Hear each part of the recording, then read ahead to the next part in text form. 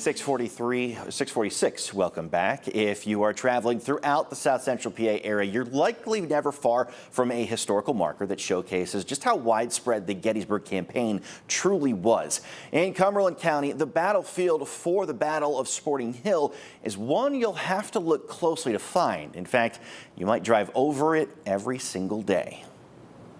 Another unit of the 12th New York National Guard is guarding the Statue of Liberty Bridge in Northern Central in Marysville, and the one member in that unit was Boston Corbett, who kills John Wilkes Booth. If you ask the State Museum or any local historical societies on the West Shore about this region in the days leading up to the Battle of Gettysburg, they all give you the same name, Jim Schmick. So Harrisburg, a town of 14,000, ends up having over 500,000 troops come through it. The owner of Civil War and More in Mechanicsburg knows the Confederates' hopes to take Harrisburg didn't end with the burning of the Wrightsville Bridge. Almost a week before any shots were fired in Gettysburg, rebels covered the Cumberland Valley. Every time the militia, remember these guys never fought in their life, every time they saw the Rebs, they hightailed it back to the Lemoyne bottleneck. So they were confident that Harrisburg wouldn't have been a problem to take. Any opportunity to take Harrisburg could also solve another problem that's plagued the Confederacy for the entire length of the war, the Union blockade.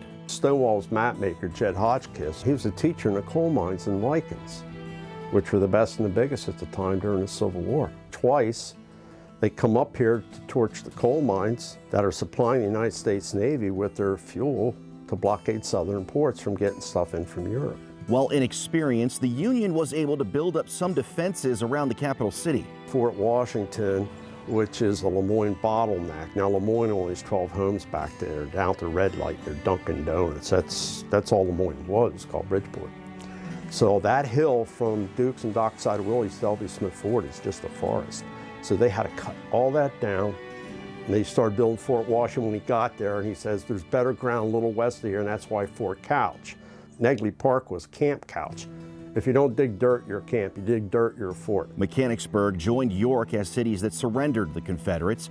Mechanicsburg would be the northernmost city to do that in the Civil War. The two sides would skirmish at Oyster Point, or as it's known today, Camp Hill. But on June 30th, they'd meet again as Confederate General Ewell receives word he must bring his troops to Gettysburg. He forgets to tell the 1,250 waiting for him to get out.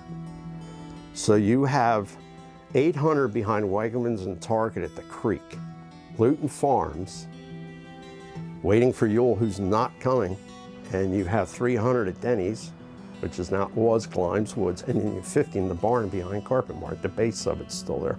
Depending on who you talk to, another battle or skirmish of Sporting Hill is about to begin. New York Militia General John Ewen freezes when shots are fired at his men from what was then called the Eberly Barn. While Ewen continues to freeze, Rufus King Jr. not only saves the group from being surrounded by Confederates, but when the Union battery shows up, he corrects the Green soldiers' procedure to load the guns and helps them hit the barn square, killing almost a dozen Confederates inside. So the Union National Guard out of New York line up from Gilligan's down to Dunkin' Donuts there, and they had experienced officers help them with their cannons. So they did a good job getting the Confederates out of here, as then they found out they were supposed to be in Gettysburg. They didn't realize at the time because they weren't told. You can read more on Sporting Hill and see extended interviews right now on Fox43.com.